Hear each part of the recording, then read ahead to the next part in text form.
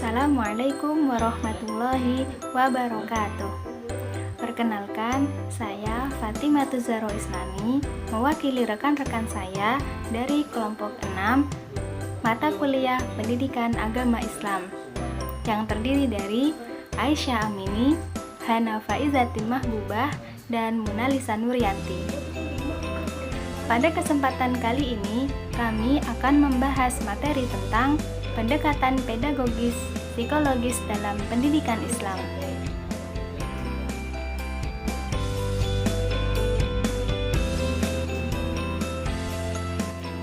Sebelum kita membahas lebih dalam, alangkah lebih baiknya kita mengetahui terlebih dahulu apa itu yang dimaksud dengan pedagogis. Secara etimologi, istilah pedagogis berasal dari kata pedagogik. Dalam bahasa Belanda yaitu pedagogiek, dan dalam bahasa Inggris yaitu pedagogi.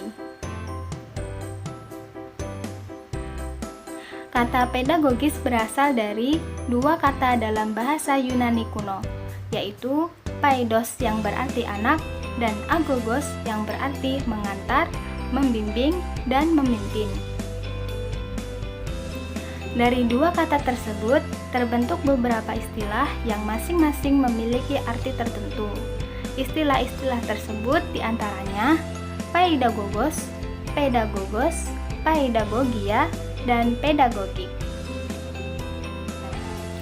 Adapun secara terminologi, istilah pedagogis berarti suatu ilmu atau seni mendidik yang mempelajari tentang ilmu anak untuk dapat membimbing dan mendidik anak dengan baik. Maksudnya, sebuah ilmu dan seni dalam mengajar supaya anak didiknya kelak mampu secara mandiri menyelesaikan tugas-tugas dalam hidupnya. Kemudian, setelah kita mengetahui apa yang dimaksud dengan pedagogis, maka pembahasan selanjutnya yaitu bagaimana pendekatan pedagogis psikologis dalam pendidikan Islam. Dalam proses pendidikan Islam, pendekatan dan metode memiliki kedudukan yang sangat signifikan untuk mencapai tujuan sebuah pembelajaran. Bahkan, melalui kedua hal tersebut, menjadikan keduanya sebagai kreativitas seni dalam mentransfer ilmu pengetahuan materi dan materi pelajaran yang akan disampaikan kepada peserta didiknya. Dan dalam hal ini dianggap lebih signifikan dibanding dengan materi itu sendiri. Oleh karena itu, penerapan metode dan pendekatan haruslah tepat dan sesuai, karena keduanya sangat mempengaruhi pencapaian keberhasilan dalam proses belajar mengajar. Adapun jika pendekatan dan metode yang tidak tepat akan berakibat terhadap pemakaian waktu yang tidak efisien. Oleh karenanya, salah satu pendekatan yang dapat digunakan dalam suatu proses pembelajaran adalah pendekatan pedagogis. Dalam hal ini, pendekatan pedagogis tersebut sudah banyak diterapkan di berbagai wilayah di seluruh dunia. Misalnya saja seperti pendidikan bangsa barat yang mampu menerapkan hal tersebut dalam proses pembelajarannya. Hal ini menunjukkan bahwa yang demikian itu memang perlu diterapkan dalam suatu proses pembelajaran. Adapun yang dimaksud dengan konsep pedagogik dalam Islam yaitu sebagaimana apa yang telah dijelaskan dalam Quran Surat Luqman ayat 12. Dalam ayat tersebut digambarkan bahwa ada seorang laki-laki soleh yang menjadi pendidik, yakni Luqmanul Hakim. Seorang pendidik yang ahli hikmah yang disertai dengan kata-kata bijak yang dimilikinya. Selain itu, tindakan yang dilakukan olehnya merupakan suatu panutan yang perlu dicontoh oleh semua orang, khususnya bagi seorang pendidik. Yakni, apabila ia hendak melakukan sesuatu, ia terlebih dahulu memilih perbuatan yang terbaik dan yang sesuai dengan ilmu yang dimilikinya. Dan yang demikian ini merupakan perwujudan dari hikmah. Maka menjadi sebagai pendidik yang profesional perlu kiranya untuk mewujudkan nilai-nilai hikmah tersebut. Imam Al-Ghazali Memahami hikmah di sini yakni dalam arti pengetahuan tentang sesuatu yang utama. Beliau mengatakan bahwa ilmu yang paling utama dan wujud yang paling agung yakni Allah Subhanahu wa taala.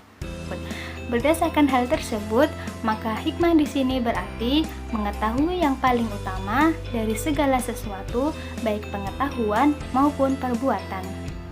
Sehingga implikasinya dari makna hikmah bagi figur pendidik adalah bahwa seorang pendidik selain senantiasa berusaha meningkatkan kemampuan akademiknya, ia pun juga harus berusaha menselaraskan dengan amal perbuatannya, sehingga menjadi ilmu yang amaliyah dan amal yang ilmiah, dengan maksud ilmu yang didukung oleh amal dan amal yang tepat karena didukung oleh ilmu.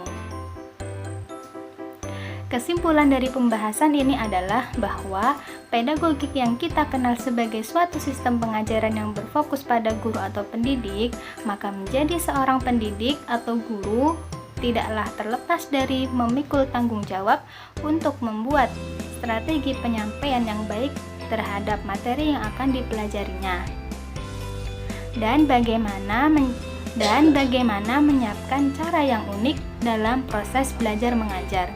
Karena guru di sini menjadi pengendali yang mengarahkan rangkaian proses pembelajaran, dan pendidik atau guru menempati kedudukan yang paling sentral dalam proses belajar mengajar, di mana ia sangat berperan aktif di dalamnya, sehingga keberadaannya sangat menentukan keberhasilan dari tujuan pembelajaran. Namun, selain mampu mendeliverikan materi pada anak didiknya dengan berbagai macam ilmu seni dan mengajar, maka ia pun juga harus mampu mengembangkan kepribadian anak didiknya secara terpadu. Maksudnya, mengembangkan mental pribadi anak dan keterampilan anak didiknya terhadap sesuatu, sehingga anak tersebut mampu untuk menghadapi suatu permasalahan yang akan dihadapinya kelak. Mungkin cukup sekian yang dapat kami sampaikan. Kurang lebihnya kami minta maaf. Nun wal qalami wa ma yasurun. Wassalamualaikum warahmatullahi wabarakatuh.